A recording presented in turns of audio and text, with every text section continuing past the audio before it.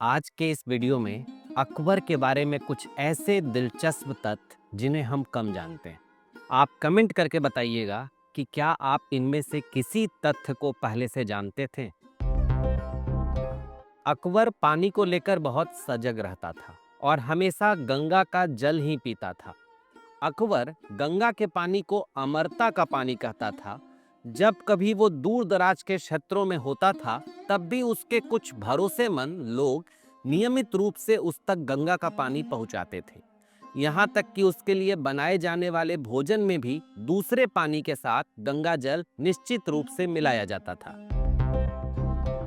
जहाँ इस्लाम में कुत्ते रखने की अनुमति नहीं है, वहीं अकबर ने बहुत सारे कुत्तों को अपने साथ रखा था। कुत्ते को लेकर अकबर के इस प्रेम के कारण उसे कई बार मौलवियों की आलोचना भी झेलनी पड़ी। इस पर अकबर ये तर्क देता था कि कुत्तों में 10 गुण होते हैं और यदि इंसान इनमें से कोई एक गुण भी सीख ले तो वह संत हो जाएगा। अकबर के सबसे पसंदीदा कुत्ते का नाम महुआ था। अकबर पर बिरबल का बहुत प्रभाव था और बिरबल के प्रभाव के कारण अकबर बहुत गंभीरता के साथ सूर्य पूजा करता था। इसके लिए अकबर अपने माथे पर तिलक लगाता था। उसे सूर्य के 1001 नाम याद थे जिनका वो उच्चारण करता था। उसका मानना था कि सूर्य की पूजा दिन में 4 बार की जानी चाहिए। इस पूजा के दौरान वो अपने हाथों से अपने कान भी पकड़ता था। अकबर युवावस्था में एक मानसिक रूप से बीमार व्यक्ति की तरह सेक्स के लिए उन्मादी था। मुगलों में एक प्रथा बन गई थी कि यदि बादशाह को कोई भी महिला पसंद आ जाती है और वो महिला शादीशुदा हो तो पति को तलाक देकर महिला बादशाह को सौंप देनी चाहिए।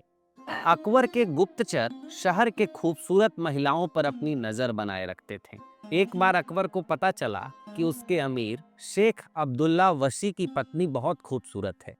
वसी के पास और कोई विकल्प नहीं था। उसने अपनी पत्नी को तलाक देकर अकबर को सौंप दिया। लेकिन वृद्धावस्था में जब अकबर एक विचारवान व्यक्ति बन जाता है, तब वह अपने इन कृत्यों पर शर्मिंदा होता है और अपनी बेवकूफी की आलोचना करते हुए वो एक पत्नी प्रथा का समर्थन करता है। 25 अक्टूबर 1605 की मध्य रात्रि में 63 वर्ष की उम्र में अकबर की मृत्यु आगरा में हो जाती है। परंपरा के अनुसार सुबह आगरा में अकबर के महल के दीवार के एक हिस्से को गिरा दिया गया और अकबर के मृत शरीर को सिकंदराबाद में अकबर द्वारा चुने गए स्थान में दफन किया गया। अकबर के कब्र पर लिखवाया गया कि ये अदन के बाग हैं, इनमें प्रवेश करो और सदा इनमें निवास करो।